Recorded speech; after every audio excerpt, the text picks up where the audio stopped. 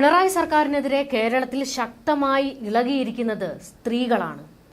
ഈ സർക്കാരിനെ ഇനിയും സഹിക്കാൻ വയ്യ, ഇവരെ വെച്ചു പൊറുപ്പിക്കാൻ പാടില്ല എന്ന് കലിയിളകി രംഗത്തുള്ളതും സ്ത്രീകൾ തന്നെയാണ്.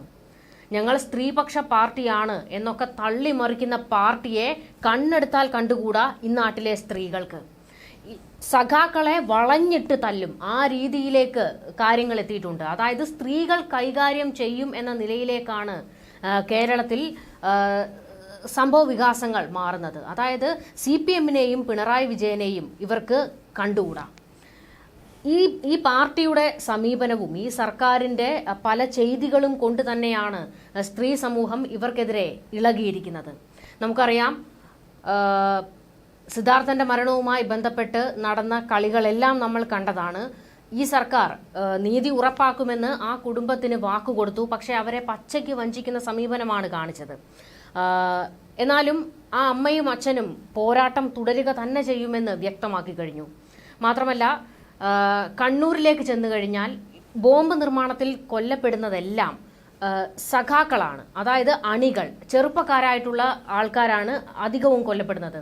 ഈ കുടുംബങ്ങൾ അനാഥമാകുകയാണ്. ഇവരെ പ്രതീക്ഷയോടെ കാണുന്ന ഓരോ കുടുംബങ്ങളും അനാഥമാകുകയാണ്. പാർട്ടി ഗ്രാമങ്ങളിലെ സ്ത്രീകൾ പോലും ഈ മുടിഞ്ഞ ഭരണം ഒന്ന് അവസാനിച്ചു കിട്ടാൻ പ്രാർത്ഥിക്കുകയാണ്.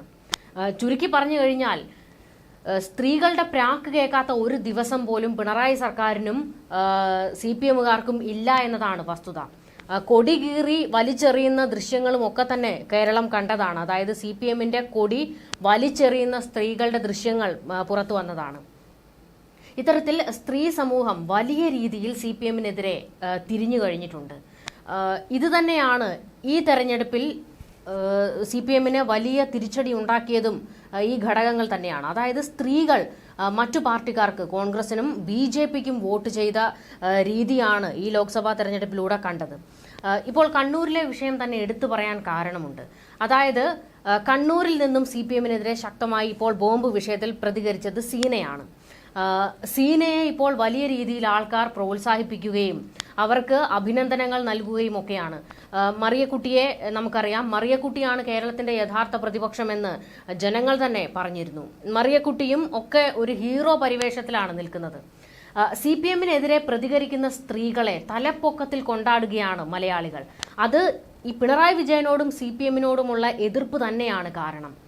പലപ്പോഴും പുരുഷന്മാർ മിണ്ടാതിരിക്കുമ്പോൾ പോലും പാർട്ടിക്കെതിരെ ശക്തമായി പ്രതികരിക്കുന്ന പിണറായി വിജയനെതിരെ അങ്ങേയറ്റം രോഷത്തോടെ പ്രതികരിച്ച് രംഗത്ത് വരുന്നതും ഈ സ്ത്രീകൾ തന്നെയാണ്. ഈ സ്ത്രീകളാണ് ശരിക്കും ഇപ്പോൾ കേരളത്തിലെ ഒരു ശക്തമായ പ്രതിപക്ഷമായി മാറിയിരിക്കുന്നത്. അതുകൊണ്ട് തന്നെയാണ് പലപ്പോഴും CPM-നെതിരെ സഖാക്കളെ വലിച്ചു കീറി അടുപ്പത്ത് വയ്ക്കുന്ന സ്ത്രീകളെ വലിയ രീതിയിൽ വൈറലാകുന്നത്. കേരളം സമസ്ത സന്നാഹങ്ങളോടെ ഒരു അന്തിമ പോരാട്ടത്തിലേക്ക് നീങ്ങേണ്ട ഘട്ടമായോ?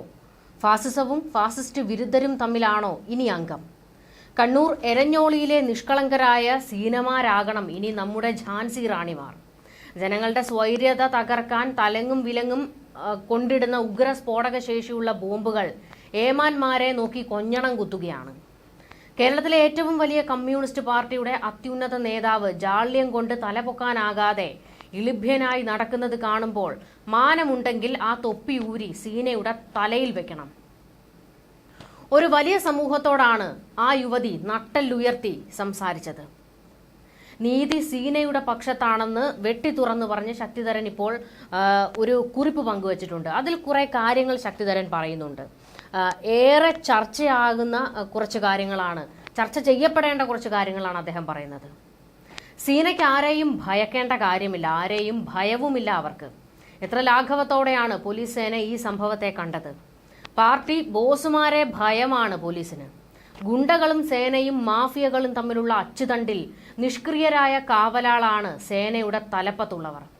ബോംബുകൾ നിർമ്മിക്കുന്നത് ആരാണെന്ന് വിളിച്ചു പറഞ്ഞ സീനയുടെ ധീരത കണ്ടപ്പോൾ പോലീസ് ഏമാന്മാർ ചൂളിപ്പോയി. ഇങ്ങനെ ഒരു അവതാരത്തെ എരഞ്ഞോളിയിൽ നേരിടേണ്ടി വരുമെന്ന് സേനയിൽ ആരും പ്രതീക്ഷിച്ചില്ല.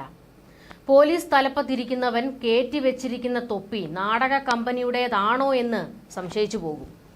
എരഞ്ഞോളിയുടെ അഭിമാനത്തെ കണ്ടാൽ ഇനി ഏമാന്മാർക്ക് മുട്ടിടിക്കും.